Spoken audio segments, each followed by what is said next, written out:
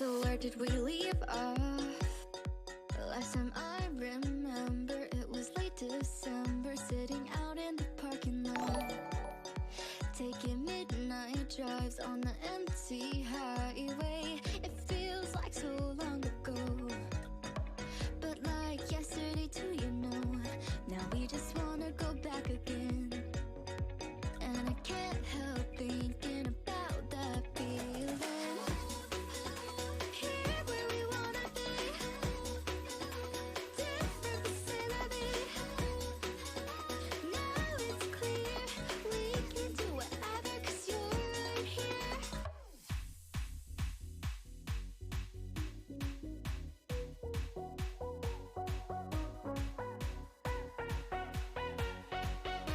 We can do whatever, 'cause you're right here.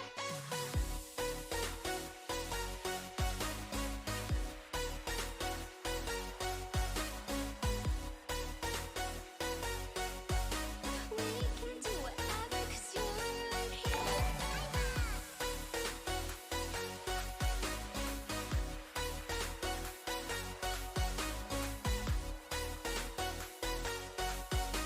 We can do whatever, 'cause you're right here. We've been going a long time, working day and night. I know that you're tired, checking the calendar, crossing off the days. Now I'm on my way. It feels like so long ago, but like yesterday too, you know.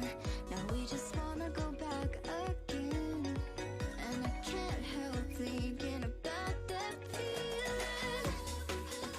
Here where we wanna be, different but still a bit. Now it's clear we can do whatever, 'cause you're right here.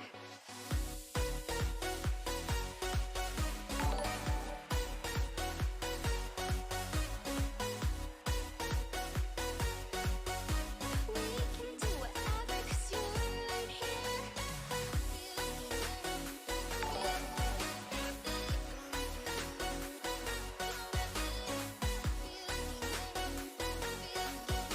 We can do whatever, 'cause you're right here. It feels like so long ago, but like yesterday too, you know. Now we just wanna go back again, and I can't help thinking about that feeling. Here where we wanna be,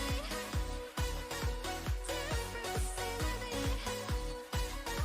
Now it's clear we can do whatever, 'cause you're right here. Here where we wanna be, different but still a bit. Now it's clear we can do whatever, 'cause you're right here.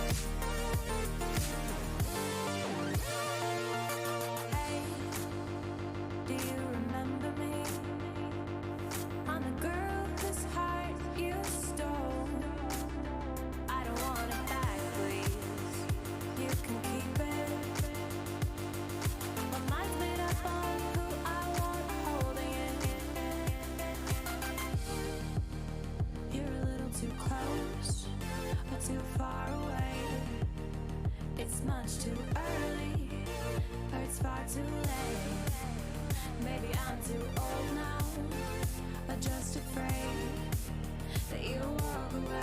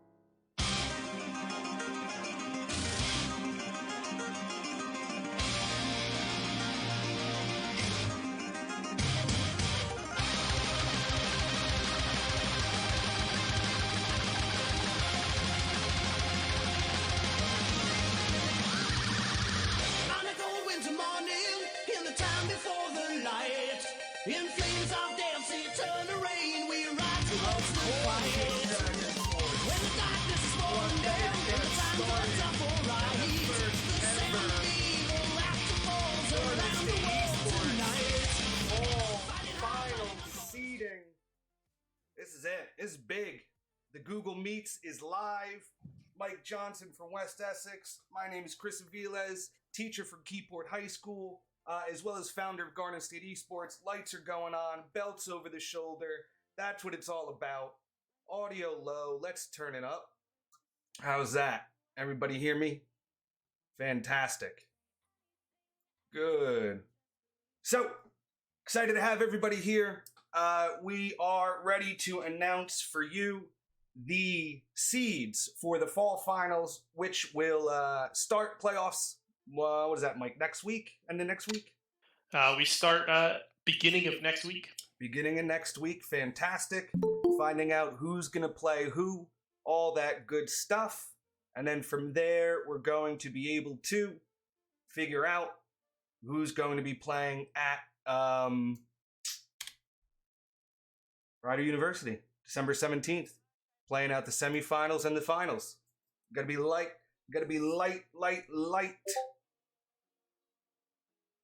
We can start? Yeah, let's get going. Fantastic. Here we go. So, let me do a screen share for you. Get everything ready to go.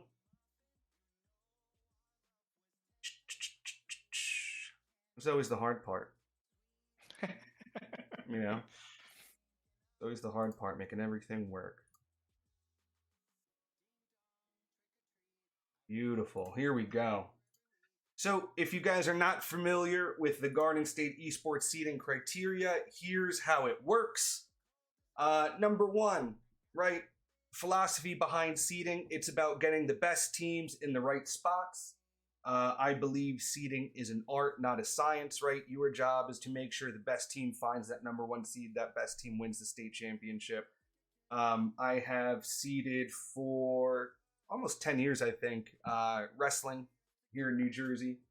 And so similar seeding, if you're familiar with wrestling, if you're familiar with tennis, and some of the other sports that are both individual and team competitions, similar to those. But basically the way seeding works, number one, conference champs automatically get a seed. They then fight it out depending on how many conferences for what seed they wind up getting. Then we go most series wins from the group stages, so the team that has the most wins overall. And then we have to factor in head-to-heads, who beat who in head-to-head matchups, followed by most series points from the group stage. So in Garden State Esports, for every win that you get, you earn points. So that way, even if you're playing a best of 3, best of 5, right, even if you don't win the whole series, right, if you go 3-2 in a best of 5 versus 3-0, right, you're going to earn some more points. That way we can start to see, right, what teams go up, what teams go down when it comes to talent level. And so After that, you go into most games sets won, most least games sets lost. Again, so teams that consistently lose a best of 3, 2-1, are going to seed higher than teams that lose 2-0. Then you get into the game differentials. What is the differences between your losses and your wins, right? So if you have 20 wins and you have 18 losses, your game differential is +2. And then finally, you have least amount of players suspended, least amount of forfeits. You have common wins and losses, what we often call the cleanest team, the team who did not maybe lose matches or drop games to seeds higher or lower than them. And maybe they took a game off a higher seed, right? So if I'm the number 4 seed, maybe I took a win off the number 1 seed. That'll move me up that seeding chart when it's time.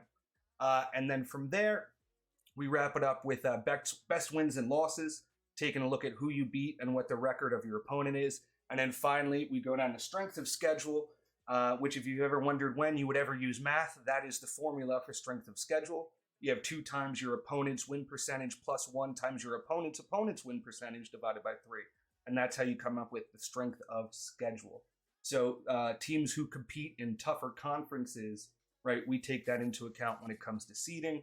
And then finally, last but never least, we have the good old-fashioned coin flip. But Mike, we saw some exciting stuff throughout the week. This week, we had some teams that chose trial by combat. Yeah. They, instead of playing the coin flip, they would rather play a match. And so we have some of those results for matches today and matches yesterday. I believe we had 3 potential games that could have been decided by coin flip, and we wound up playing out 2 of them. Is that right? Yeah. So there we go. That's right, yeah. So 2 teams opted for the Thunderdome. There we go. 2 teams enter, 1 team leaves. We call that the Thunderdome match. And that's the seeding criteria. Mike, anything else you want to add before we get into it? No, I mean, I've been saying through this whole process that Chris and I have been going through. There's a famous Bill Parcells quote: "You are what your record says you are." And so it's up to us to read between the lines of that record. The record only gets you so far, and that's why we have 13 pieces of criteria. You can see my conspiracy board behind me. We've been working real hard on this, and a lot of discussions going back and forth. So I'm excited to reveal these brackets, because I think beyond the seeds, what the seeds revealed are some pretty compelling matchups as early as the first round in every single bracket. So I'm happy to get into it. Excited. Awesome, yeah. A lot of people in chat appreciating the conspiracy board. Kind of, shows the work that we put into it, right? I think we must have seeded for, I don't know, each league. I know I at least seeded 4 or 5 times myself. I know you did. I know we got into some debates about who should be where. We had some fun arguments, which is part of why I enjoy seeding. Is arguing about who should be where based on the stats. I know that you are more of a purist. You like to go by the criteria, where I find the criteria to be just some suggestions to make sure that we have the best teams in the playoffs, right? So, let's see. Checking the chat. Board goes hard. They love the board. Good choices. Amen. All right. Let's see. If I remember correctly, I think we have Middle School Rocket League up first, right? Middle School Rocket League up first. Here we go. So you're going to see that we really pushed Google Slides to the limit. We got some serious animations here for you. But Middle School Rocket League 3v3, here is the standings before we start to factor in the seeding. We got Burnett and Fernwood, both 6-0 with 12 points. Hoboken Charter, Maurice River, Tabernacle, Cranford, Matawan, and Islin. And Chris, what do those stars mean? I believe they're conference champs. That's right. So those conference champs automatically will go and get the 1 and 2 seeds.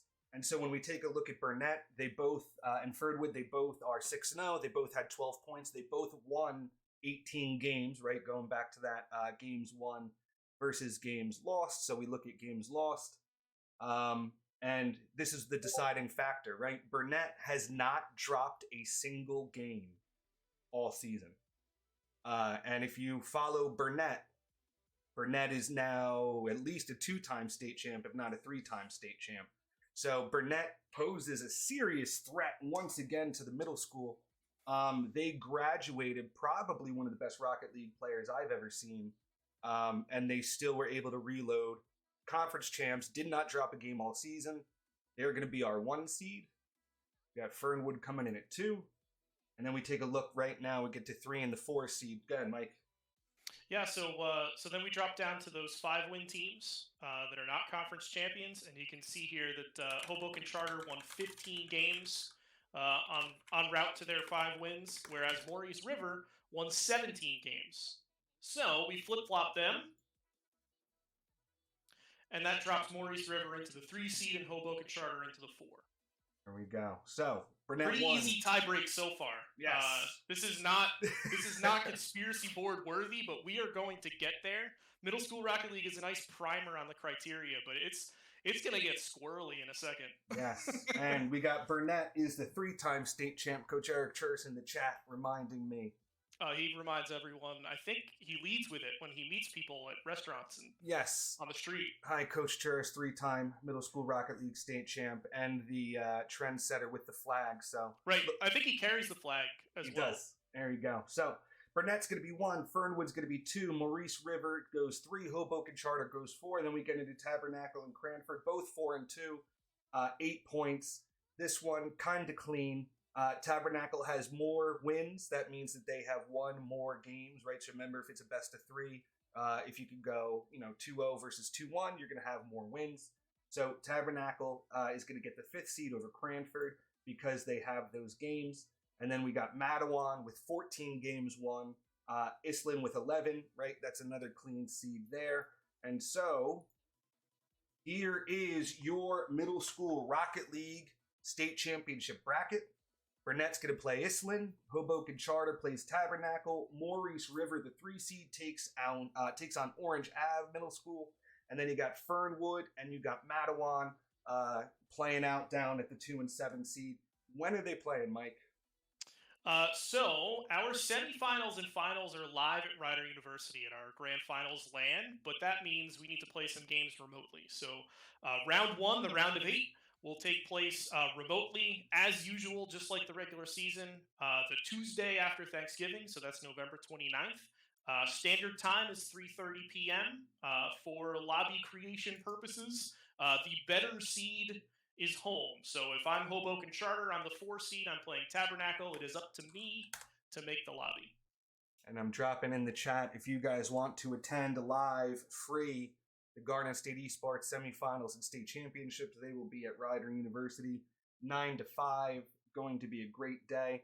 I can confirm as of today, we will have pro members from Cloud9 as well as Gen G in the house. We will have at least 9 colleges there representing their esports team, so you can meet the other New Jersey. We got some Pennsylvania colleges coming. So going to be lots to do. There's walk-up smash tournaments, all that good stuff. So just you come out, watch the action, but you can also be part of the action. Something to do for everybody. It's crowded, it's loud, it's exciting. We got 3 stages, so you'll have some Rocket League to watch, you'll have some Smash Brothers to watch, some League of Legends to watch. Grand finals in the theater up on the stage. It's no other state does it like we do. I'm confident tooting our own horn here. It's a blast to be at and just be in. So definitely recommend if you made it. If you wind up falling short, come anyway. It's fun to just see what it's like to maybe try and get there next year or get back if you're Burnett. I think they just move in. There you go. And we got some hype in the chat. We got a lot of Cloud9 and Gen G fans. Cloud9, partner of Garden State Esports. Gen G, soon to announce a partnership with Garden State Esports. Really exciting. Gen G is opening an American office. And they are relocating staff here to the U.S., just because they are trying to expand their market. And one of the teams that they want to work with, one of the leagues, is Garden State Esports. So Gen G will have a table. Gen G will have some pros out there. We'll be doing some meet and greets. So you can meet, whoever they wind up being able to grab for us. But they have promised that they will be there in full force. So very exciting. But there you go. That is your Middle School Rocket League seeding. As always, he's going to win. Well, I was going to say, it wouldn't be much of a show if we didn't have some picks. So, let's see. There we go. Slideshow to advance Middle School Rocket League. Let me hit you with my picks. It's going to be hard to pick against Burnett. Burnett's a dominant force in Middle School Rocket League. They have been, 3-time state champs. They graduated, like I said. If you know Anthony Cancel or not, that's a name you're going to know. One of the best Rocket League players I've ever seen. Was trying out for pro teams over the summer, getting started now in high school. But that kid is a top-of-the-line player. And, I thought Burnett would maybe drop off, but all Burnett did was reload. And you'll see Burnett's got some of the top scorers in the state. So Burnett, I think, is going to take it all. I think the team to watch, and for those of you not familiar, to watch means a seed in the Darien Alkaline Cancel. That's right. I believe Anthony's the dad. Alkaline Cancel from Burnett was a fantastic player. Burnett reloads, but I think they got to watch Maurice River. I got to see Maurice River play live down at the School Boards Association conference. They're solid. They took out a couple high school teams on their way to winning the second day. So it's definitely possible. And I think the dark horse to watch, and you'll see when we get into our top scorers from around the league, Matawan, top of the line program, great coaching, great kids, great team. I think they're one of those teams where their record does not reflect their talent, because you're going to see they've got players in the top 10 scores. They got a few players in the top 10 score at the middle school. So, they might be able to go on a Cinderella run here. I think, where were they down there? They were down at the 7 seed. 7. So, Fernwood's got to watch out. Fernwood's no joke either, but if I had to draw a 7 seed, I would not want to play Matawan at 7. That's going to be a lot tougher. And so hopefully Fernwood doesn't get caught in a trap game because they're looking ahead and not worried about Matawan, because Matawan's solid. Mike, what do you got? Well, it's hard to disagree with you. Burnett, just to highlight, three-time state champs. They've got 4 out of the top 7 goal scorers on Burnett. So we're going to see those stats in a second. You're talking about Matawan. Burnett's just even better. I agree. I think we got to watch Maurice River. I was looking at some of their results in the breakdown. They were able to keep it close and take games off the first place teams in their conference. That's always a good sign because that means on a good day or a bad day for somebody else, they could steal a game. And I'm looking at Tabernacle. Same thing. Their results, their scoring stats are well rounded, and I think that they're a dark horse for me to maybe make a little bit of a run and get to the semifinals and make some noise down at Ryder. Snapple not sponsored. Somebody wrote. That's becoming a running joke on Mondays. I always have a Snapple going, and the kids who play with us on Mondays give me a hard time about my drink choice. But I guess that comes with the territory of being a teacher. Reminds me. There we go. So here we go. High School Rocket League. Oh, this one's exciting. This one is nuts. This one breaks Google Slides. Yeah, Sergey Brin did not know that Google Slides was going to do this when they invented it. Yeah, High School Rocket League, there's a lot going on. So first of all, one of the largest leagues we've ever put together. I think, if I'm thinking correctly, this league had 41 teams and Smash 41? had 42 or 43 teams. Double the size that it was last year. The whole league is doubled. So even from a numbers perspective, there's 1,200 kids that participated in the fall season. 1,200 kids actively played. That's not even counting all the subs and the kids behind the scenes. And that's from 195 schools, right? They fielded over 200 teams. So we had a jam-packed fall season that's only going to get better as the year goes on. But we see the stars, your conference champs, Kingsway Summit, Barnegat, Manchester Regional, West Essex, Mr. Johnson. Oh, hey! That's your squad. That's Coach Porden's squad. There How we about go. that? West Essex round out your 5 conference champions. But then we got to dive into and figure out, how does it all shake out? So it got tough, right? They all had 7 wins, undefeated, 14 points. They all had 21 game wins. And so as we dig into the seeds, right, it's those game losses that start to help shape it. And so what you're going to see here is Kingsway, new program, first year, is going to be undefeated, going to be your number 1 seed. Did did not drop a single game this season. So Kingsway is going to be your number 1 seed. It looks like they had Denzel Washington coaching down there, where he demanded nothing less than perfection. They've been solid. They've been a program I've been happy to add, and it shows why. They've really added a lot to the league. It's nice to have another team coming in and pushing some of these veteran programs around. We've seen Summit before. We've seen Barnegat. We've seen Manchester Regional. Seen West Essex, but Kingsway, new to the league, gonna get the first seed. 0 games lost. You're going to get Summit at the 2nd seed, dropping 1 game. You're going to get Barnegat and Manchester. Talk about this. What do we got here? 2 games lost. What's that going to force? So Barnegat and Manchester Regional both lost 2. West Essex dropped 3, so they're definitely the 5 seed. So now we got to really drill into Barnegat versus Manchester Regional. So if we move on to the next tiebreak between them, we look at, okay, so how did they perform individual games? We go right down the line. So how did they... They were both first-place teams. How did they do against the second-place team? Well, they both dropped 2 games to their second-place team. And if you remember, they only lost 2 games. So the rest of their schedule was exactly the same. So they're exactly the same right down to the schedule. So then, that takes a lot of those extra tiebreakers out. And then we have to start looking at, I believe, strength of schedule is what we wound up looking at next. Those are exactly the same, too. So we actually had 2 different conferences where the top teams had the exact same strength of schedule. Those conferences shook out almost exactly the same. So here was one of our potential coin flip matches. We reached out to Barnegat and Manchester Regional. We said, hey, we're going to flip a coin unless you want to fight over it. And they said, we'll take the Thunderdome. So we had a tie-break match. And so tie-break match between them, and Manchester Regional took it, so they are actually able to jump over Barnegat and secure that 3 seed, which is just the beginning of the complexity of high school Rocket League. So now we got to move on to all of those. There are 5 teams, all the second-place teams that only lost once, all sitting on 12 points with 6 wins. Now we got to drill into that. So Kingsway will be 1, Summit's 2, Manchester Regional jumps Barnegat with the trial by combat win. Barnegat goes 4, West Essex go 5, and now we start to sort out. Like you said, 6-1, 12 points. We go to game wins first. What pops out is we got Liberty with 20 wins, we got Hunterdon Central with 20 wins, Lenape and JFK with 18, and they got West Windsor Plainsboro South sandwiched in the middle there with 19 wins.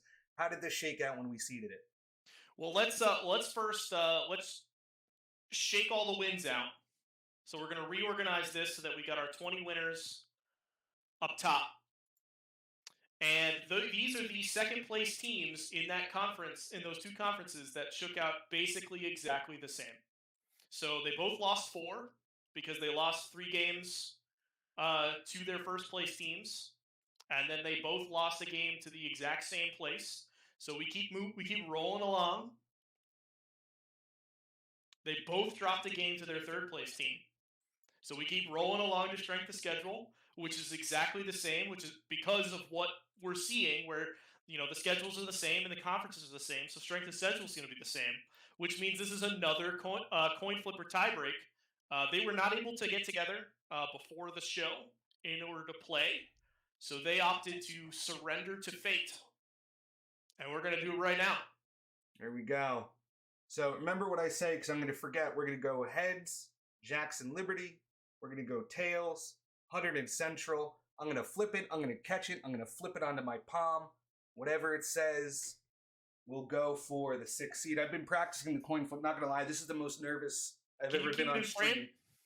There's little chance it's staying in frame. I got a conspiracy board behind me, so make sure this is on the. I have no doubt. No matter what happens with the coin flip, somebody's going to say, I flipped it. Yeah, someone says I need a custom coin. I agree. Rigged. No matter what happens, it's rigged. Everything's a conspiracy. Anyway, here we go. Don't screw it up. Don't screw it up. It is. What do we got?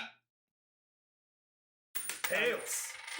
Tails. We got tails. So Hunterdon Central is tails. So they will jump. Google Slides is not good enough that we can actually flip it live. But the bracket will be updated. I'm going to do it right now while Chris keeps talking. Hunterdon Central will be the 6th seed, and Jackson Liberty will be the 7th seed.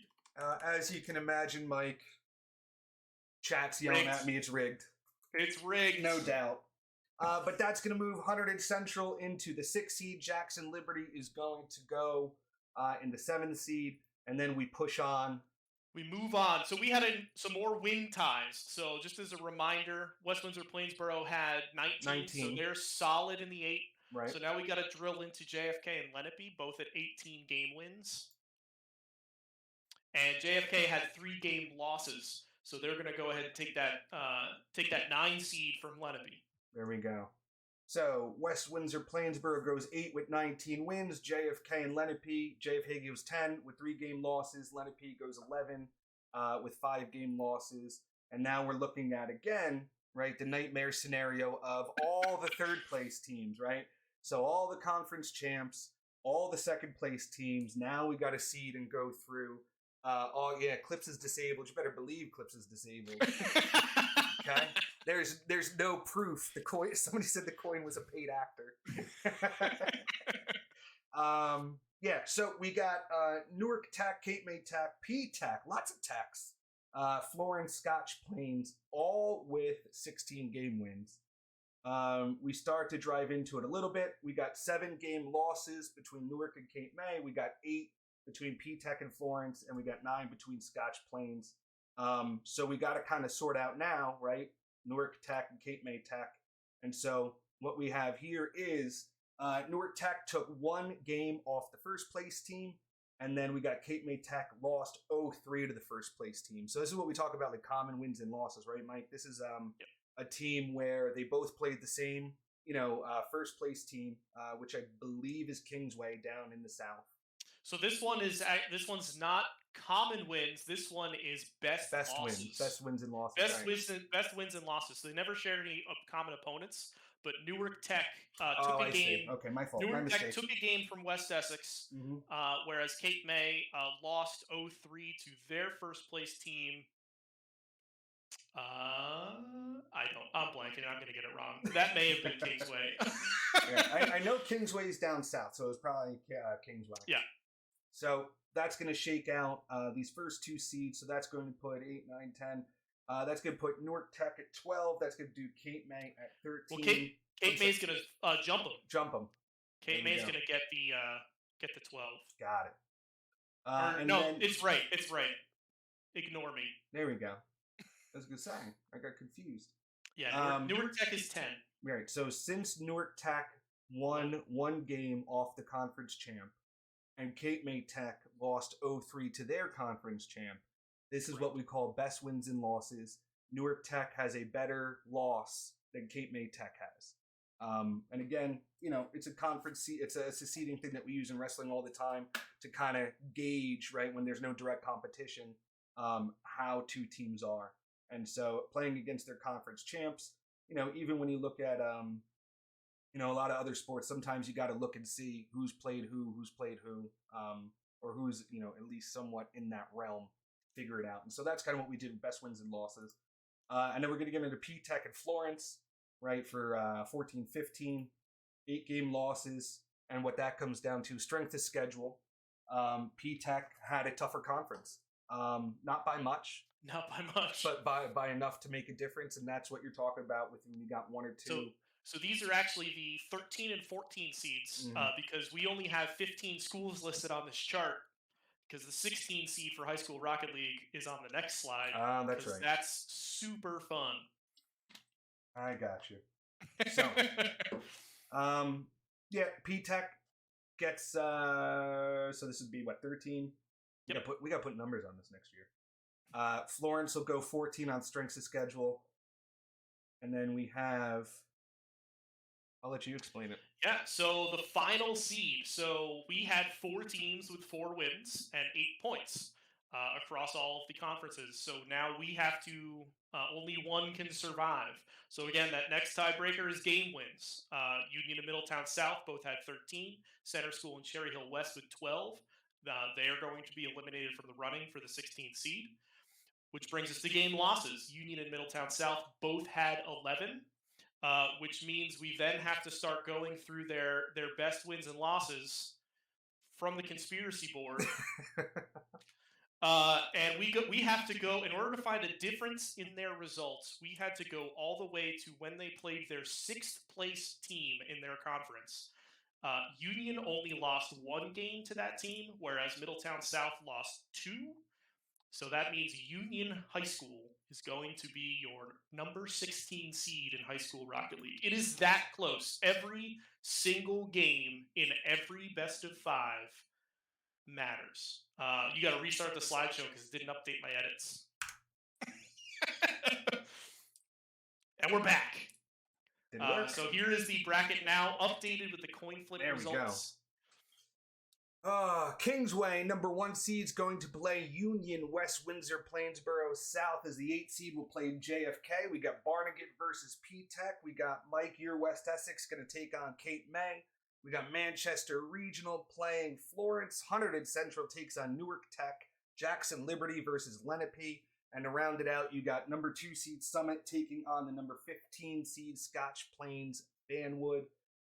Again, there's your matches, right? Everything is still on your Tuesdays, on your 3:30 start time. Coaches, you can start to reach out to your opposing team, set up those matches. But let's kind of figure out now. Come on, advance, go slideshow. Do the picks. So, to win, I'm going to shake it up a little bit. I think Barnegat is underseeded. I think Barnegat is a team that we got to watch out for in the top 4. Program I know well. I think that they might rise to the occasion and they might step up from their seed and knock out everybody. So I'm going to take Barnegat to win. Former state champs, so they know what it takes. They won last year. They've been there before. So I'm going to take Barnegat to win it. To watch, do not sleep on Manchester Regional. New coach this year, but not a new program. Very successful program in the past. Very good Rocket League team in the past. So in that top 8, somebody I would keep my eye on and wouldn't want to play in that first couple of rounds is Manchester Regional. And then I think dark horse potential, JFK. JFK.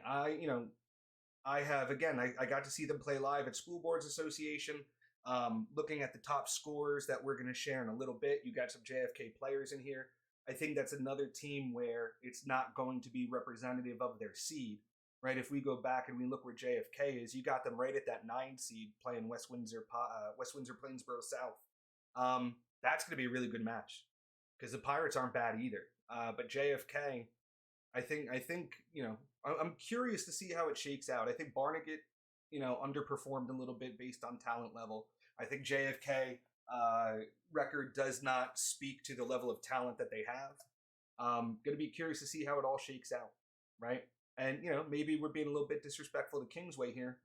New program, but Mike, you didn't pick Kingsway to win it either. I did not pick Kingsway either. I went with Summit to win.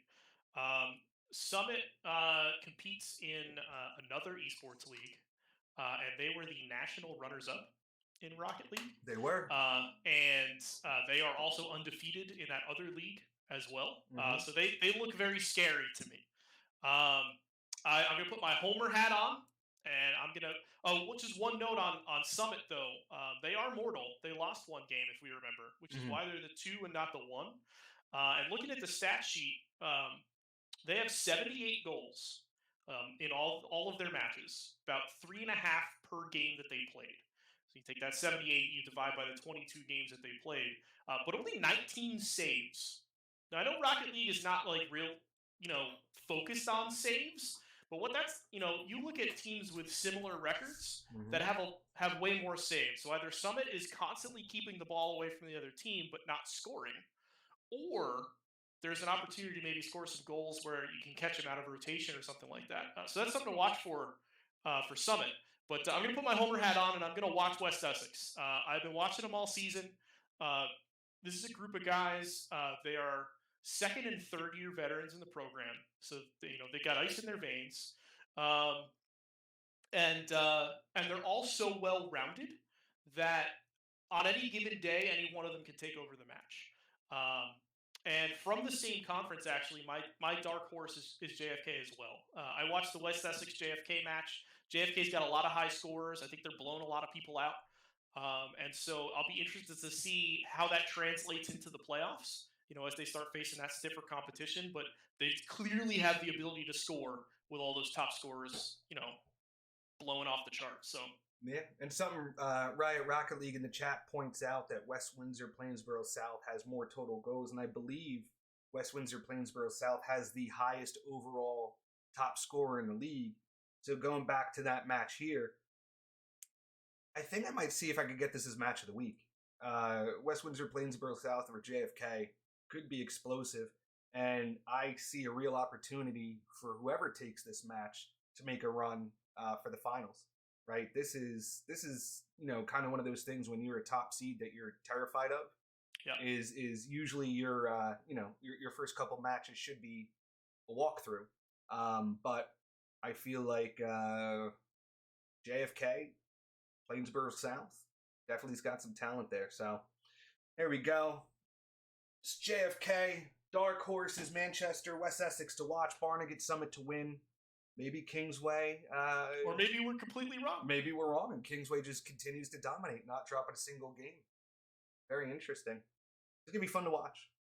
But then we get into middle school Super Smash Brothers Ultimate. Mike, what is the status of the league? They had matches today. They did have matches today. This is up to date. Every match that had playoff implications has been submitted. So it's a 9-team league. So rather than a top 8 tournament being from the Department of Redundancy Department, we're going to take the top 4, and the schools you see on the screen are going straight to Ryder. So we will see them directly on December 17th playing semifinals and finals in the Smash Pit. And Bayshore, defending champs from Cruz in the spring, went undefeated. A full 16 points on the schedule, going 8-0. Burnett finished up second, with their only loss being to Bayshore. And Island and Hoboken Charter today, on the very last day of the season, both punched their ticket by winning their final matches. So they had their destinies in their hands, and they seized it. But we do have to divide whether Island or Hoboken Charter is the 3 or the 4. So let's pull that up. So we're going to have Bayshore is going to be your conference champ, your number 1 seed. You're going to have Burnett's going to be your number 2 seed. When we get into Island out of Woodbridge and Hoboken Charter middle schools, both won today, both similar records, 5-3, 10 points. We got to go down to set wins. And based on the number of sets won, Island will be your 3 seed. Hoboken Charter will be your 4 seed. Going right to the semifinals. So Bayshore, Hoboken Charter, Burnett, Island, you better go to school tomorrow. Talk to your principal, talk to your board of ed, get that bus, get those permission slips out, because you guys are playing at Ryder in the Smash Pit. And if you've never seen the Smash Pit, we don't play Smash on a stage. We have a standing room only, separated from the crowd and the players. The only thing keeping them back is we put up this plastic chain which could fall over at any time. The Smash Pit is absolute madness. You can even go to our YouTube. We did a whole little final Smash Pit video. Everybody screaming, jumping all over each other. And it's one of those things when we start talking about picks. Bayshore was there last year. Burnett was there last year. Island was there last year, all in the semifinals.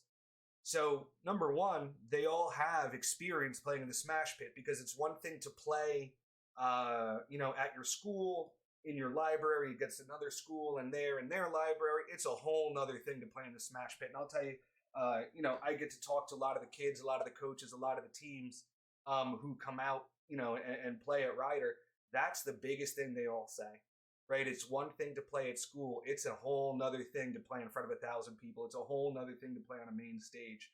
You better believe nerves plays a huge part when it comes to getting to Ryder. Especially the format this season. So last season was Cruise, where you could maybe build up some momentum. You take somebody out, you got momentum, you get to stay in the chair, you get to keep going. Not with this tennis-style 3v3. Everybody's got to perform. Your top 2 both have to be on their game. So when that ace match, ends, that number 2's got to have ice in their veins, right? They're sitting there watching the crowd's getting louder and louder. If your teammate lost, or even if your teammate won, your hands start shaking a little bit. Like it's going to be crazy in person. It's a great environment. Yeah, Nisland Esports ask if we'll have coach commentary. As everybody pro knows, commentary. We'll have some pros calling Smash. We'll definitely have the coaches call some Smash. And then, as always, really the real reason to come out to Rider University is to see Ham Polo cast Smash live. The beautiful disaster, the mouth from Middletown South, Mr. Ham Polo once again will be live. I think we might even set up a table for him to sign autographs. But I think Bayshore is going to win it again. They got wins over everybody on the board. Burnett, obviously, flags waving when the Barbarians show up. And you know what I like about Burnett? They roll deep. Burnett brings a ton of people with them. And again, I don't know, we know Bayshore was there last year. We know Island was there last year. I don't know, how many of their kids were there last year, or how many of them graduated, so they had to reload. But that's the thing I'm going to be curious about is who cracks under the pressure of the Smash Pit, because it gets intense. But Bayshore, returning state champ, hard to go against them. Burnett, always somebody you got to watch out for. They have a lot of people there screaming in the Smash Pit. Dark Horse, Hoboken Charter. Hoboken Charter, Island, pretty even. Hoboken Charter, I think, could take games off anybody. So, middle school Smash, going to be legit. Mike, what do you got? Yeah, we're basically the same. There's four options, right? I lead Island on the Island Hoboken Charter question. Like you said, they've been there before. They know what it's like to play at Rider. Depending on how many 8th graders they lost, how many 6th graders they gained, we'll see. We'll see if they stand up under the flag waving of Burnett. But I think if you can get past Burnett, I think you can beat anybody in the world. So, and Bayshore has already. So that's why I've got them to win. The right side of the bracket, I think, is going to be interesting to watch when we get to Rider. Smash is just fun to be around. Like, the loudest people at the LAN were middle school Smash parents, which is just fantastic. I can't say enough about the environment of the LAN. Everybody's got to go. It's completely free. Take the Saturday. Come watch some games. There's stuff happening on multiple stages. Come watch what you want to watch. Watch something new, and just see what live esports can be. Because middle school Smash is what live esports can be. And so we go from middle school to high school. The largest league, the largest season we've ever run. 43 teams, absolutely packed. Smash has almost surpassed Rocket League as our most popular game. So that way, if you haven't heard, we are now offering a Winter Smash State Championship. Crews are back. So Winter Smash is back. State Championship will be Crews. And then in the spring, we have 2v2s will be your spring state championship. So we now offer 3 state championships, 3 different game modes in Smash. And this is why. You've got everybody playing. And so here we go. We had a whopping 5 conferences. You got Long Branch, Union City, West Windsor, Plainsboro, High Tech, Middletown, 8-0, 7-0s, all conference champs. So they're going to get the seeds. But it's going to be your 2 8-0 teams, right, that have to decide that number 1 seed, that number 2 seed. And that's going to go to Long Branch. Long Branch has 22 set wins to Union City's 21 sets. So that's going to make Long Branch your number 1 seed. Union City's going to go to number 2. And now we got to sort out, right, your next 3 wins. And so here's what's interesting is you see Squan is up in the mix there, even at 7-1, right? They're going to round out the top of that next level of players because they have that 7-1 win. But when it comes to the 3rd seed, the 4th seed, and 4th seed and 5th seed, based on your conference champs, you shake it up a little bit. Yeah. So the next seeds are So Manasquan takes that 6th seed because they're a 2nd place team. Mm-hmm. Even though they have 7 wins, which is the first delineator, we just look at how many times you won. The first tiebreak is actually conference champ, which is why we have the stars next to them. So even though they won 7 times, they did not win their conference. So they had an opportunity for an 8th win, and they did not get it. So that's why they fall down to the 6th seed behind teams that did win their conference. And then within the conference champs, we then delineate from there based on those set wins, and that's how it shakes out the way it shakes out. There we go. And then we push into our 6-2 teams, right? We have Verona and Summit. What happened with Verona and Summit? So Verona and Summit had a head-to-head matchup. There is actually another head-to-head matchup in, sort of like encroaching on this one if we keep rolling, where I believe it's Union also played Verona, but Union did not play Summit. So we don't have quite a full triangle of head-to-heads based on some of those conferences. Verona beat Summit head-to-head, but Union beat Verona. So that means Union comes up over Verona. Verona has to be seeded higher than Summit, which puts Summit in the bunch, in the mix, with the rest of the 6-win teams. They're not necessarily going to be as low as they are there. We'll see how it shakes out as we continue rolling. But that's why Union's going to come in with that 7 seed by virtue of head-to-head. We sort out all the head-to-heads before we move on to set wins. We haven't had to do it yet because we haven't had teams with the same number of wins that actually played each other. But this is the first championship season where that has occurred. But it actually goes conference champ, number of times you win, then head-to-head. So we have to sort out all the head-to-heads, and then we start drilling into how many sets you won. So Union 7, Verona 8, Summit somewhere between 8 and wherever. And so what's going to happen here is you're going to look at Old Tapan. You're going to look at Shawnee. You're going to look at Summit. All have 17 set wins. And you have ACIT at 16. And you have Jackson with 14 wins. So now we got to sort out the 17s. So we shake up the 17s. And now we got to figure out, okay, out of NVOT, Summit, Shawnee, how's that going to work out? And when we get into set losses, we see NVOT has the least losses out of the 3. So they're going to go to the 9 seed. And now we got to shake out Summit and Shawnee. Both have 7 set losses. And talk us through what happens here with Summit and Shawnee. Yeah, so here we get, again, from the conspiracy board. We have to go down the line and compare how you perform against the first place team in your conference. Summit lost 3-0 to the first place team in their conference, and Shawnee was able to take a game from the first place team in their conference, and so Shawnee is going to take that number 10 seed from Summit, and Summit will get the 11. There we go. So we flip-flop them. Shawnee, Summit goes 11, and then we are into, right, ACIT 6-1, less losses goes above Jackson Memorial at 6-2.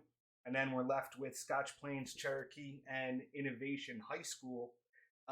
Pretty clean. Scotch Plains had 15 wins. Cherokee had 14 wins. And then Innovation High School has 13 wins. So when we go to the brackets, this is how it's going to shake out. You're going to have Long Branch and Innovation. Long Branch taking that 1 seed as a conference champ. You're going to get Verona playing NVOT. You're going to have High Tech playing Jackson Memorial. Middle Township playing ACIT down in Atlantic City. You got West Windsor Plainsboro North at the 3 seed playing Scotch Plains Fanwood.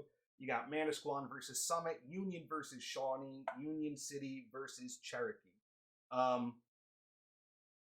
Stacked. Yeah. Absolutely stacked. Who knows what's going to happen? I had to pick 3 teams. And there were 3 more that I wanted to put on my list. So I was happy you picked some of them so that I could still talk about them. There you go. And so, noticing in the chat, right, we got some folks asking, can people challenge the seeds? Talking about how they weren't in a conference with 8 teams and stuff like that. And so that's one of those things, right, when we talk about seeding being an art. When you have 8, there were no buys, right? No bye weeks. And so if you're in a conference with 8 teams, that's 1 extra time where you had the possibility of losing a match. So if you're looking at Long Branch, for instance, at 8-0, had they gone 7-1, and somebody like a West Windsor Plainsboro North went 7-0, well, they would have been seated above the 7-1 team. So with the risk goes the reward. You play an extra game.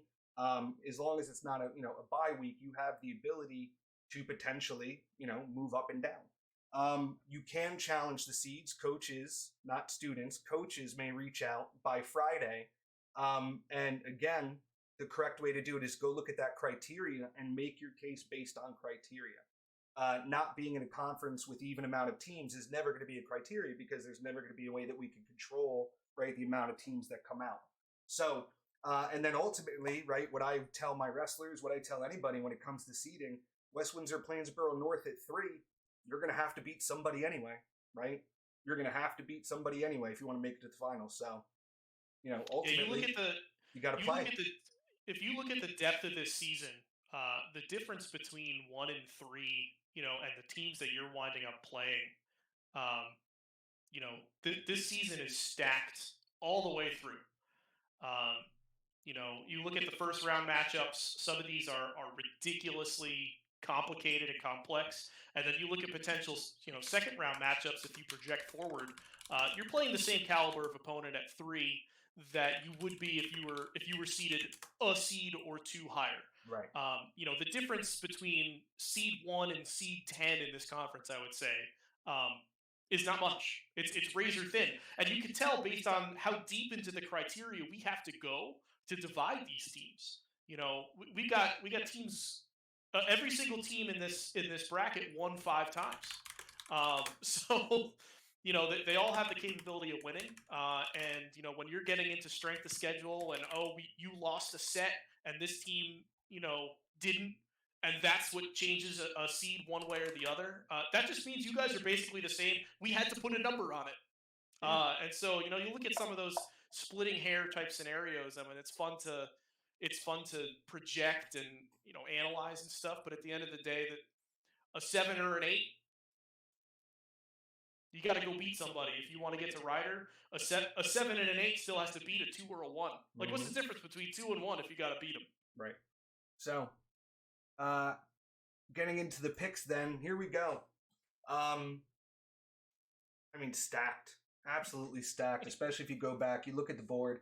Long Branch, solid. Union City, eats, breathes, sleeps, smash over there.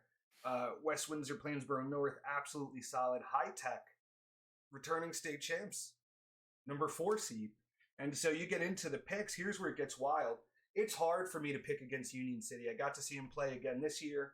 Knowing the coaches, knowing the players, gotten to know them pretty well over at Union City.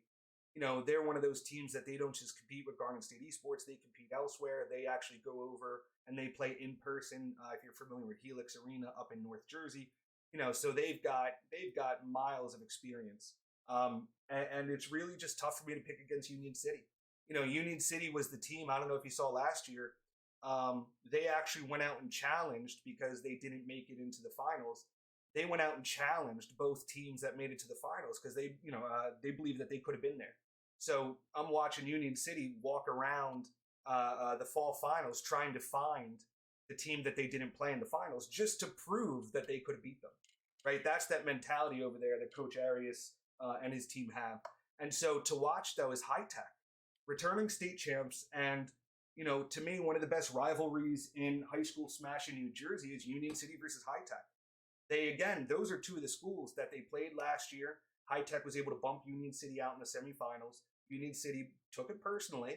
But then this year, they're still over at Helix. Union City and High Tech play face-to-face over at Helix. They're going to play each other in Garden State Esports. They play each other in other leagues. And it looks like they may run into each other here, potentially in the finals. And then I think the dark horse is going to be NVOT. NVOT is another program. Coach Jeffrey over there, I think he's got 100-something kids in the program. And it's a program that is just, absolutely dominant League of Legends. And you're starting to slowly see them, similar to High Tech, get into other games. High Tech, multiple game state champions. High Tech won Overwatch state championship last year. So NVOT, I think, is one of those teams, one of those schools that when you play them, no matter what the game is, they just really have such a high-level esports program that they're going to be competitive. I think Union City takes it. I think this is their year. I think they get the state title. High Tech, I think somebody we got to keep an eye on. I'm really hoping somehow it works out to a Union City High Tech finals. Because again, well, based on the bracket, they would face in the semis. Is it the semis again? Man, okay. And then you got NVOT, just a team to watch. Mike, who you got? So I'm going with Union City again. They played 8 times. They won 21 out of 23 sets. blue blood program in Garden State Esports Smash. Uh, Semifinals, they took it personally. They're out for blood this time. They know what the pit is like if they could get that far. My to watch is Manasquan. Digging into Manasquan's record, I feel like they can make a run, and then just based on the teams around them, they do go up. They would go up against West Windsor Plainsboro North in the second round, which is a tall test for anyone. West Windsor Plainsboro North not dropping a set the entire season, but I think Manasquan has the ability to make a run just based on how tough they were able to play their first place team in their conference and go on from there. And I cheated a little bit. My dark horse is an 8 seed, but they're Verona. I was able to watch Verona play in person when they came to us at West Essex. Their number 2, I think, is probably one of the best number 2s in the state. His name's Esteban. I saw his Kazuya. If he's in the chat, shout out. It's insane. Like, I didn't even know this character could do these things, and he's the number 2 on their team. So with the format that we've got, the number 2 is the linchpin for a team winning or losing. So I think if you can have a strong number 2, you can either turn something around where maybe you're 1 lost and then you send it to the 3s. So that's why I got Verona in there, that I think they can cause some damage just by virtue of their depth. And I just want to point out again, Union City, number 1 is Anthony on Lucas. He was getting player of the game left and right from his own coach, from the opposing coach. And I think that's a player to watch in the tournament. Yeah. But seeds 8 through 12, when I had to pick a dark horse, I couldn't do it. I landed on Verona for the reasons I said, but 8 through 12 are so close. We saw it in the tie breaks. Anything can happen in these first couple of rounds. Somebody has a good day. I know we all say lag is lag. Maybe the lag monster bites somebody, and you see a 12 seed, making a run and getting to land where then, you don't have that anymore, but they made it. This tournament's going to be very exciting going forward. Yeah, and I would be remiss if we did not shout out, and we're talking about top players. High Tech has Luigi Kid. Last I checked, the number 1 ranked high school Smash player in the state plays for High Tech. And I mean, he's already getting looks for colleges just based on his talent level, and he was a big driving force at the High Tech State Championship in Smash last year. And he's back. So Luigi Kid, you got Anthony from Union City. You got the Verona player that you mentioned. There's some top players, and we got West Windsor Plainsboro North in the chat talking about it. Runners up last year. Let's see. And they're back. And they're not in these 6 names. So like I said, it was hard to pick 3 names. I couldn't do it. Yeah. So there we go. That'll be high school Smash now. Super important, right? Make sure everybody's tuned in. This would be like when the teacher, you flick the lights and you get everybody, make sure that, really get a really good teaching practice. You flick the lights on. 1, 2, 3, eyes on me. Exactly. So here we go, chat. 1, 2, 3, eyes on me. Coaches, don't want to hear from students, have until Friday at 3 o'clock to argue any seeds based on the criteria. Don't come to me with your feelings, right? Come to me with facts. But at 3 o'clock, we are locking all of the rosters.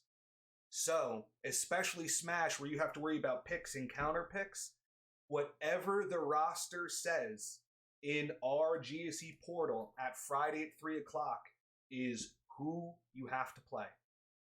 We're locking it on Friday. So, you can use subs. Your subs versus starters, you can still change those. Yep. But you cannot add a new person to the team. Correct. And you cannot change the 3 characters on that player's list. So put your best ones in there. Put your look at your first round opponent. Try and counter pick if you want to. Strategize. Look ahead. See if you want to counter pick. 2-3 rounds down the road. But Friday at 3, strategy is over, and it's going to be time to play. And then we will open it back up, right, for character changes, right? No, you cannot add new players, right? So I know, football season and stuff is ending, and wrestling and basketball is starting. you cannot add new players to your team. They have to have played. So we have all of the current players listed and locked in. You will be able to, for Smash specifically, be able to switch your characters out between rounds of the playoffs. But who you are playing needs to be decided by Friday at 3:00. And then, if you guys want to start scouting, we have a lot of the Smash matches on our YouTube channel. A lot of the teams have their own Twitch that you can go back and get, some scouting information, who they're going to play. But that's a big part, and probably my favorite part of this whole thing, especially with Smash, is the strategy. So make sure you know. I'll make an announcement. Lock in the rosters on Friday at 3.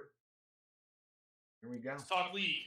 Let's talk. And so we knew we could go last with League of Legends because if you are a League of Legends fanatic, basically, which all of these teams are, we can make you sit through anything. Yeah, like you're not going to sleep.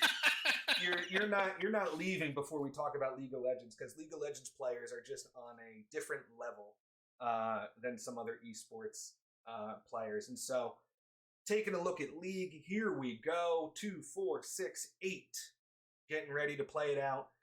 Your conference champs are going to be NVOT. Up north, you're going to have Cherry Hill East. And what I love about, was that the Route 70 conference? No, that one was just called, it was just North and South. For okay. North and South. My Route 70 conference was genius. Cherry Hill East, going to go as a conference champ, 6-0, 12 points. So we start to figure it out. This one went deep. Yeah, so League of Legends is interesting because we play a series of best of 2. So there's possibility for ties, right, which makes seeding interesting. Makes points interesting as well. You get 2 points for a win, like in all the other games, but you also get 1 point for a tie, which also means that there is no difference between matches won and games won, because if you won 2-0. That's the only way you can win. If you lost 0-2. So that's the only way you could lose. So we basically instantly go to strength of schedule, and we find that the North Jersey Conference, which is also bared out in the number of teams that made it, was a little bit stronger than the South Jersey Conference. We have 5 teams from the North make it versus 3 for the South. So Northern Valley gets the top seed by virtue of having to tread a tougher road. And then you're going to have Cherry Hill, the other conference champs, going to go number 2. And then we get into Barnegat, West Windsor, Plainsboro, North. Yep, so Barnegat, West Windsor, Plainsboro, North were in the same conference. They wound up finished tied for second. They both won 4 times. They both lost to Cherry Hill, and they tied each other. So they were perfectly tied. They opted to play a tiebreak match, and the result was... Wait for it. West Windsor, Plainsboro, North took the tiebreak match over Barnegat, kicking them down to the 4th seed. So, beautiful. And then we have West Essex, the best team in the state, obviously. West Essex is sitting pretty at 8 points, perfect in that sweet spot to get out of the scrum at 7, versus two of their conference mates, Wayne Valley and Scotch Plains Fanwood. And this one came down to a head-to-head tiebreak. During the course of the regular season, Scotch Plains Fanwood defeated Wayne Valley head-to-head. And so they are going to slide up into that 6th seed by virtue of that victory. Here we go. And then rounds out itself. Scotch Plains Fanwood with 3 wins, 7 points, is going to go 7. And new to the program, NV and Demarest. I think that's how you say it. I've always been curious. Demarest. I was going to say, you're a North Jersey guy. How do you say it? Yep. Demarest? Demarest. Demarest. And by virtue of, so if you advance a little bit, Scotch Plains will go up into their 6th seed where they want to be. Sorry. And but Northern Valley Demarest is the 8th seed, gets to play Northern Valley Old Japan in a blood feud. Hopefully they got a space someplace, I guess between the 2 campuses, like on Route 4, 17 or 4 or whatever, right. Where they can set up some computers and play a little LAN. But that's going to be fun first round. There you go. Chat's helping me pronounce it. Okay, look, I'm a Jersey. I'm down in the Shore Conference. I'm Route 4, Route 17. I have no idea, where those even are. North Jersey is like a foreign land to me. But yeah, I agree. Old Japan, Demarest playing each other. Boy, do I hope that's in person. Yeah, it's got to be, right? You got to find a way to play that in person. Oh, I'm sorry. Stop the stream. Somebody just said it's Taylor ham and not pork roll. So hold on. No. Shout out to that guy. No, please, because I'm gonna ban them, and then I'm gonna have to kick you. I will not have this heresy in my chat. It is pork roll. Anything else is unacceptable. I think maybe that should be the conference names next time around. We should have the Taylor Ham and the Pork Roll conference. Oh, I'm totally doing that. Forget it. I call it Civil War North South. Forget it. We're doing Taylor Ham pork roll conferences. That's awesome. What does Central Jersey eat? Bacon? Pork roll. Don't. It's not funny. Don't. Because you also have Regina Schaefer, GSE VP and teacher over in Middletown. Regina, Central Jersey doesn't exist. Regina is adamant that Central Jersey exists, and I have to agree with her. Oh, see? All right. This is just getting... I knew it was always going to be... We're devolving. Yeah, move on to the bracket. Oh, Jersey always devolves into a pork roll versus Taylor Ham's war. Anyway, you guys are wrong. It's pork roll. I'll shut down the whole league over this. Nobody will ever play esports in New Jersey again. It's gonna be part of the contract schools have to sign, is that they have to agree that it's called pork roll to be able to play with Garden State esports.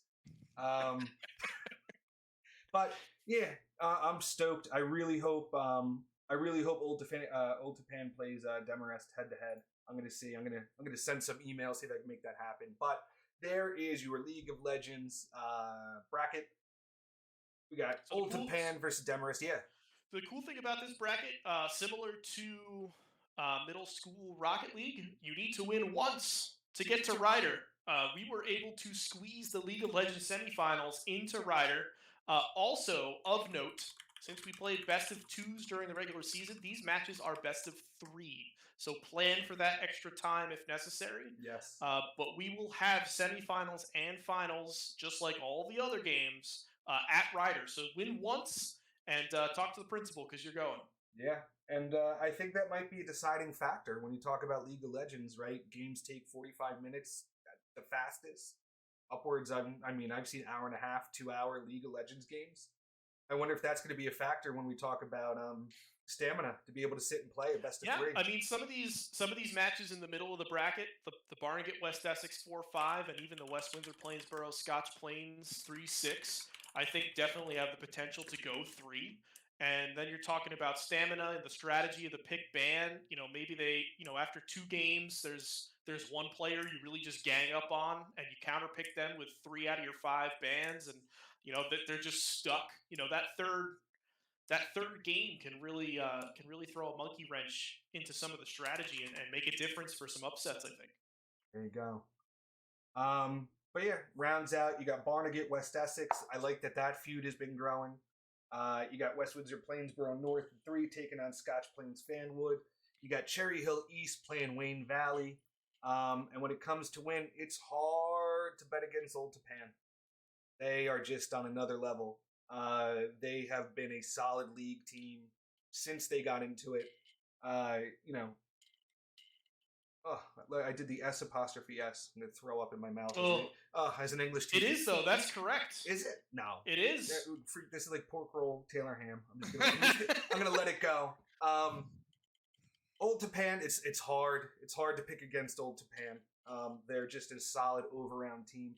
I think a team to watch is going to be Barnegat. They have a coach over there, Coach Wes. I mean, he's on just another level when it comes to League of Legends. So I know that team is always ready to play. And then Dark Horse, I would just love to see Demarest make a run, go through Old Japan, get to the finals. But Chad is giving me a hard time about Cherry Hill East. I mean, Cherry Hill East could easily take it too. But I think Cherry Hill East, Old Japan, if I remember, I think it was a replay from last year. I forget how it shook out between East and Japan. But they played each other. Very likely they see each other in the finals. I think Old Japan's going to have to get past Barnegat, which I think may be tougher than getting past the 3 seed. Demarest, coming from that 8th seed, I'd like to see him do well, especially because they got to play their rival school. But should be good either way. Demarest closed strong, too. Yeah. They had a tie against West Essex. I believe they closed with a win over Wayne Valley, I think, if I'm not mistaken. So Right. they closed strong. I don't know if their training and their practice has started paying dividends, but they definitely closed strong. It'll be interesting, especially if it is in person and these teams aren't used to it. Same thing. Stamina, 3 games in person. If it does go 3 in person, you never know. Okay. It's gonna be good. Mike, what do you got? So I disagree with you that Old Japan's going to have to go through Barnegat because I think they're going to have to go through West Essex to get to the final. Okay. But I did not pick them to watch because I tried not to be too much of a homer and just pick West Essex all the time. But my to win is the same. Northern Valley Old Japan, they played West Essex in the regular season. I got to see them up close. These guys are a wrecking crew. Runners up last year.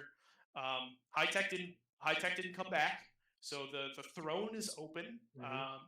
You mentioned Cherry Hill East. I've got them to watch, but Old Japan has 5 plat-ranked players on their team. It's balanced. It's high level. It's scary.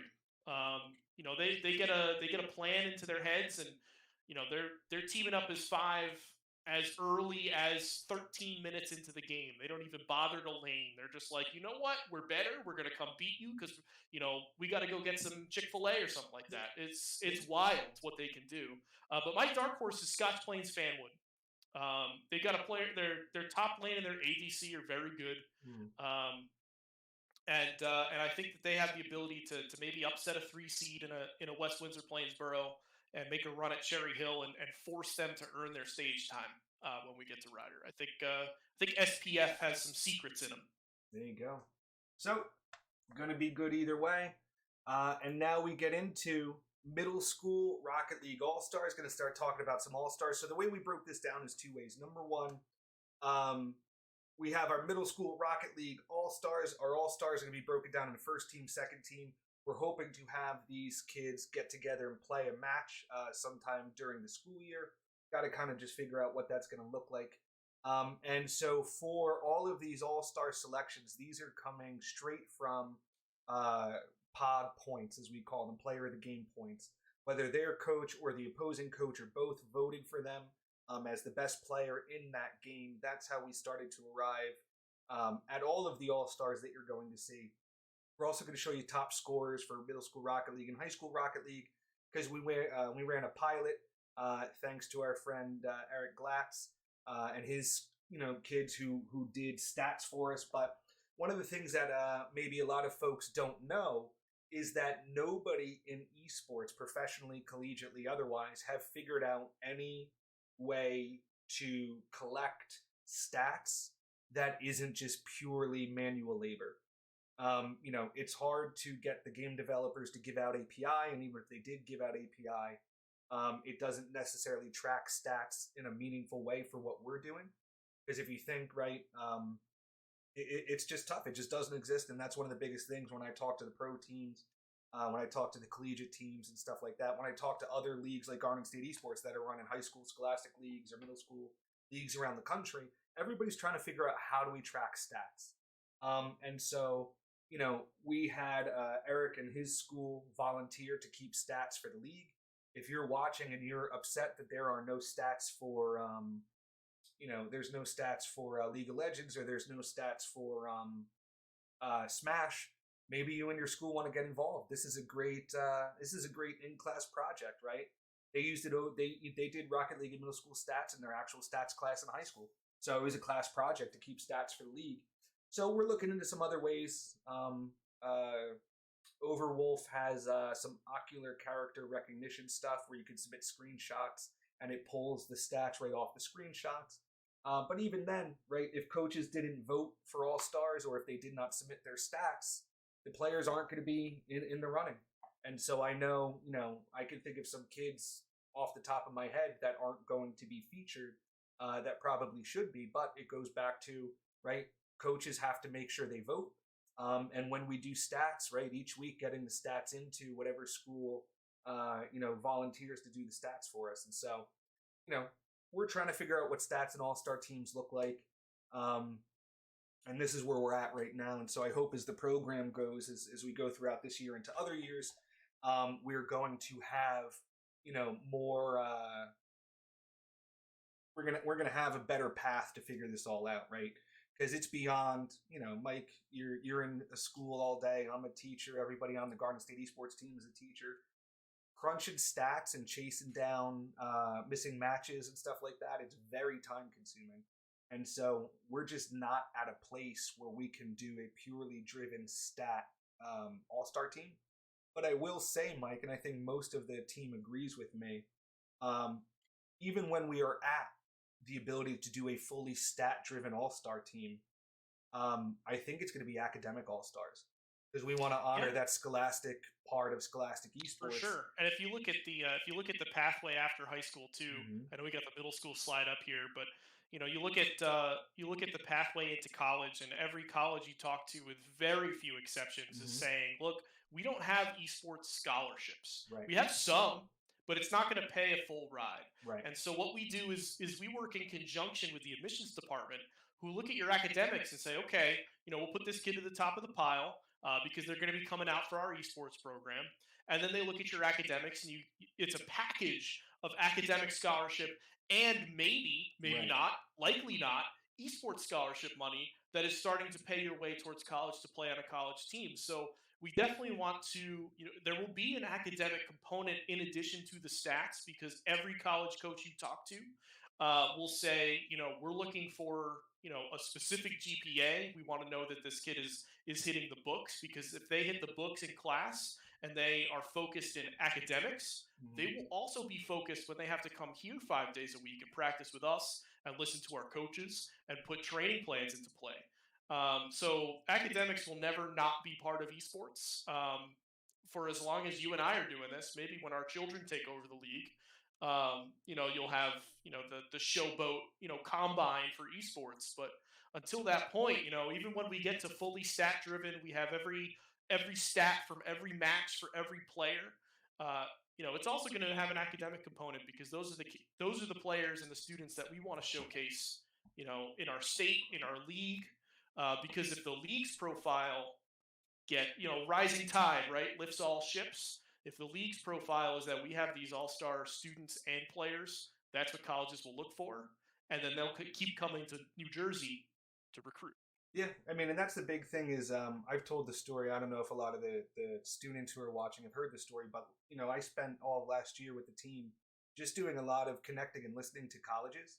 And so we forged a relationship with every college in New Jersey that has an esports program. There's 36 colleges out of 42 in New Jersey that have a program.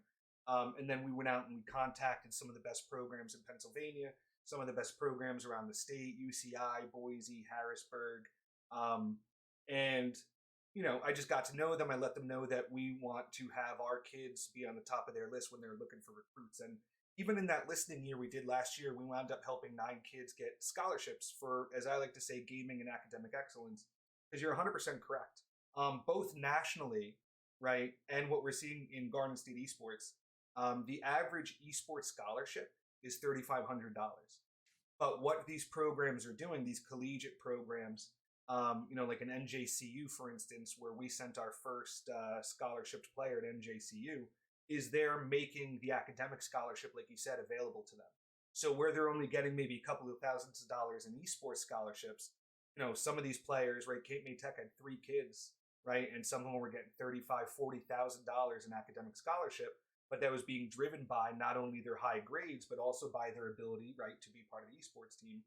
And so I actually went back and I talked to every coach that took one of the Garden State Esports players. And I sat with them and I asked them, I said, okay, when you're looking for kids, right, what are you looking for? So I can make sure Garden State Esports is at the top of that list. And number one, right, they said they're looking for kids who are good at the game, which makes sense. But you would be surprised who they're taking. They're not necessarily taking the Grand Champs or the Supersonic Legends. They're taking those diamond players. They're taking those, upper level players. Because the second thing that they're also looking for, besides the academic piece, because the number one thing a college cares about is that the kid graduates with a degree. That's the only thing the college cares about. The esports directors, number one, are looking for talent. But number two, they're looking for kids that are coachable. And that was the big thing, is they would rather have a team of diamonds that are going to work together than a bunch of, grand champs that, will all play as individuals. And that really turned out to be the second biggest thing from all these programs that I talked about. that I talked to that they said, okay, we're looking for gaming excellence, but then they said we want to make sure that socially and emotionally these kids are ready to compete. A lot of these kids for the first time, they weren't shown to practice on time, they weren't used to being on a schedule. And you can imagine, if you've seen even some of the pro videos, the rigor that goes into being, a collegiate or professional player. They get up, they work out, they eat right, they lift weights, they go for runs, they meditate, they do all kinds of mindfulness things. And so if you are a student that has never had that discipline to be somewhere at a practice on time, right? That's the biggest complaint I would say I hear from the colleges, is that these kids are not socially and emotionally equipped to be part of a team. And so that's why through Garden State Esports, with the club advisors and everything that we do, we really stress not just the gaming excellence, but also that social emotional piece. And that's why you're going to see when we do have a fully stat-driven all-star team, that it's also going to be tempered with GPA. And so we'll have academic all-star teams. But everybody, as we do our college showcases and stuff like that, college career days, everybody will be able to attend. And the last thing I'll say before that too is, for those watching and listening, if you did not know that we have a collegiate portal, we have a Google form that you can fill out, and tells us the games you play, tells us your GPA, your grades, and stuff like that. We make that available to coaches who are looking for players to put on scholarship. So we do have a way for club advisors, parents, for students to actively put themselves out there to be scouted by these colleges. So that's on the Garden State Esports website. There's a spot in that portal as well for recommendations from your coach. So make sure they write something up so that you can include that, because college coaches want that too. Right. They want to know the qualitative, coachability statements and things like that. So, but that's a direct line to 40 plus college directors in and around New Jersey, and I've talked to some of them, and they love that, because it's giving them all the information and getting you to the top of the pile. So that's on the GSE website. Under has its own link, I think, right at the top, collegiate portal. You can click on that and get information about that. There's information there about the success that we've had with it. But enough postulating and we're teachers. We gotta postulate. Let's get into our pog champs, if you will. There we go. So here are your middle school Rocket League All-Stars. You got first team. You got Caden with 11 votes from Maurice River. Kyle from Orange Ave with 11 votes. You got Veer V from Islin with 9 votes. Your alternate is going to be Connor G from Fernwood with 5 votes. And then your second team for All-Stars, middle school Rocket League, you got Tristan from VMS. You got Dylan from Thorn. And you got Jeremy M from Burnett. And then rounding out the alternate there is going to be Max from Matawan. So those are your middle school Rocket League Pog Champs All-Stars. Now, again, we had the stats. And so here's how it breaks down for your top Rocket League scorers. You got Sekou from Burnett overall, right? Best player in the league. 91 shots, 8 saves, 45 goals, shot percentage, almost half of his goals going in. And you can see the domination here by the top teams. And this is why I said don't sleep on Matawan when I was talking about middle school seeds, because I think they may have been like a 6 or a 7 seed. Burnett's got 4 of the top scorers. Maurice River has got 2. Matawan's got 4. The top 10. Yeah, there were 2 Matawan teams, so there's probably a silver or a maroon in there. But yeah, I mean, Burnett, man, they're a runaway freight train. Just trying to do some mental math on here. There are over 100 goals on this list in 7 games, which are probably 3-0s. Like it's wild. Yeah. And so as we then jump into our high school Rocket League All-Stars, you got first team. We're going to go at Nathan, overall vote getter from Shawnee, 14 votes. We got Hunter from Cape May. Score, by the way. It is. Just want to throw that out there. 14 votes is a perfect player of the game score. He was the player of the game in the opinion of the Shawnee coach and the coach of every opponent they played. There you go. Congrats, Nathaniel. Yeah, that's awesome. So, Nathaniel from Shawnee, your number 1 first team All-Star. You got Hunter from Cape May Tech. You got Jason from West Deptford, both with 11 votes. You're going to have your alternate there, Morris S. from Trenton, which that NGA stands for 9th Grade Academy. So we got a freshman up in that All-Star mix. Your second team All-Star is going to be Caesar from Newark Tech. You got Matt from Fanwood. And then you got Justin C. from P-Tech with 9 votes. And we're going to have Aiden A., the alternate there, rounding out our All-Star team. High school goals, top scorers. There's Riot from West Windsor, Plainsboro South. We talked about them. But then you see the other reason I said don't sleep on JFK. 1, 2, 3. They're in the top 10. So definitely a team to watch. You got Summit, third best scorer.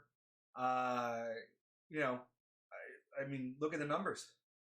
Solid all the way down. These are some eye-popping goal numbers. 59 goals in 7 games, in 7 matches. You look at young Giro from JFK with a 64% shot percentage. He shot 85 times and 54 of them went in. The talent level in our league, all of them really. We just actually have numbers for Rocket League. If someone could figure out stats to track for Smash Brothers, I'd be very excited to see them. But just in Rocket League, the depth of talent is amazing. Yeah, absolutely. Shout out to West Essex, Big Arquest, number 8. Love it. And then we'll get into, here are your middle school Smash All-Stars. You got Jesse D. from Burnett, the number 1 overall vote getter with 8. You got A-Rush from Islin Woodbridge. You got Josette with Burnett as well, rounding out your starters. And then you have Caden L. from Bayshore, your alternate. You got David B. from Bayshore making up the first player on your second All-Star team. You got Ian S. from Matawan. You got Andrew from Orange Ave. And then you got Jonathan D. from Tabernacle rounding out the last alternate for that second team. So, really doing well. You see Burnett in there representing. You got Bayshore with 2 as well. Matawan, Islin, Orange Ave, Tabernacle all with 1. Solid stuff, right? And so again, this is all reflective of either their coach or the opposing coach who had the biggest impact on the game, who's the best player in that game. High school Smash, you got Anthony A. from Cherry Hill West and Julian G. From West Deptford, both with 12 votes. Miles from Hapatcong with 10. And then you're going to have, on the other side, second team, Zach C., ACIT, Andrew from Middletown North, Anthony C. from Union, and then back for the first team alternate being John N. from Summit. The way that we weighted ties is we went as close to the order as we could for the opposing votes. So if the opposing coach voted for you more often, you went higher, right? Because I just, we kind of figured that respect, right? Exactly. You're earning the respect of your opponents. Right. If you're that good that your opponent is like, yeah, that guy beat us. It's a point in your column. Absolutely. So, and then on the other side there, second team alternate Jeremiah Z from West Caldwell, getting 9 votes. So, another what I like about these lists. Is that you're seeing representation from those top seeds that we've been talking about and highlighting, but you're also seeing representation from teams that maybe didn't even make the playoffs. But these players excelled. They got double-digit votes in all of their matches. They possibly, they weren't winning because of the way the match result ended, but they're still able to stand out and they're still performing to a high enough level that, even opposing coaches, anytime you get over 7 votes, that means opposing coaches were voting for you too. So, even though maybe your team hasn't been on these brackets, if your name's up here on these lists, that means you were standing out and deserve some recognition as well. Yeah, and part of that too is when we think about the goal of Garnet State Esports is to help every kid, get into a college or career pathway. If we can recognize programs that have impact players that maybe aren't in the playoffs, right? This is just another way to get these kids in front of a college scout or anything like that. So, Hapatcong and Cherry Hill West and ACIT and Middletown North, West Caldwell didn't really see them up on the playoff board too much. But, maybe we can still get some of these top players on their teams a look from some of these colleges. For sure. And then we round out League of Legends. You got West Essex, #1 vote getter. Metahan. All right. There you go. You got Ian from West Windsor Plainsboro North. You got Renzo from Barnegat. Mario D from Scotch Plains Fanwood. Bennett from Western Penn School for the Deaf. Like to see that they're represented there. Fantastic. Rounding out the alternate there, you got Aiden G from Barnegat. On the other side, some of these are in-game names because we couldn't get a hold of the coach in time.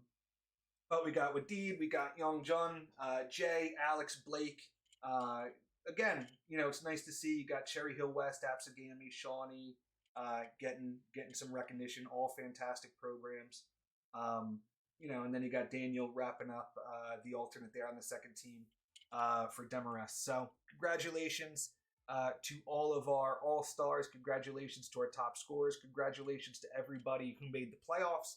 Here again is the schedule for the playoffs. I'll have Mike walk you through it. Sure. Playoffs start next week, so fill up on turkey and all the trimmings. But you got to get back in shape for playoffs come Tuesday. Our Rocket League playoffs for both levels will start on that Tuesday. Middle school will be having their round of 8. High school will be having their round of 16. All playoff matches. The gist of the schedule is you're playing them on the default day until you reach only 4 teams left. If you're going to reschedule your playoff match, obviously we can't have delayed reschedules too long because your next opponent needs to be able to know who they're playing so they can, confirm so that they can scout, because that's important. For Smash Brothers, we're talking about counterpicking, things like that. So if you do need to reschedule, it must be approved by us. You can reach out to us in the Discord. We'll review the situation. You guys have substitutes for a reason.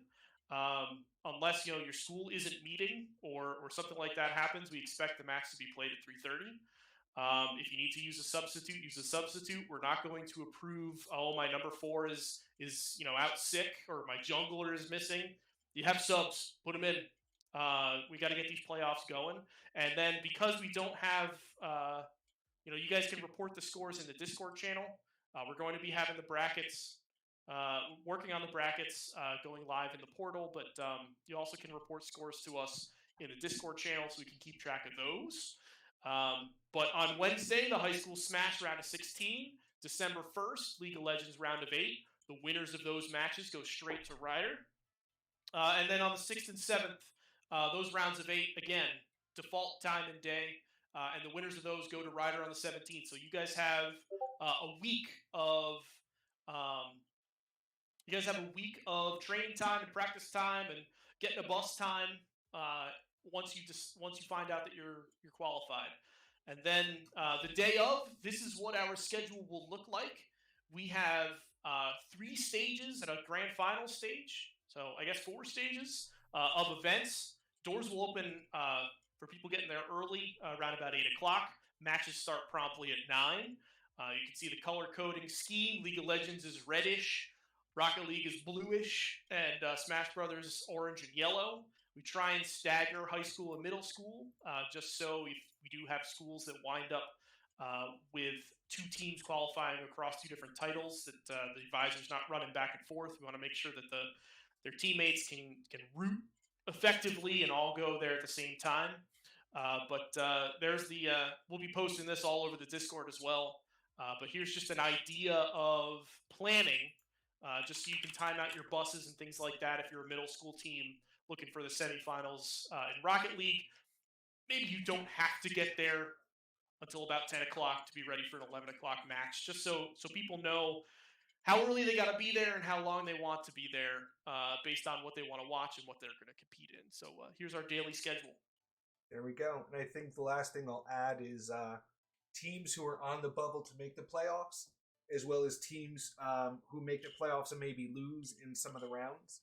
If we run into a situation where there's forfeits or double forfeits, I'm not opposed to bringing in a team to compete, right? So always kind of be ready, because if there's a situation where I can plug in a team who can compete versus not having a match, I'm always going to try to find a way to give people the opportunity to play. So if you were a bubble team or you lose in the playoffs, kind of keep an eye on what's going on, because, it would be really weird to be at Rider University and not be able to play a semifinals. Right.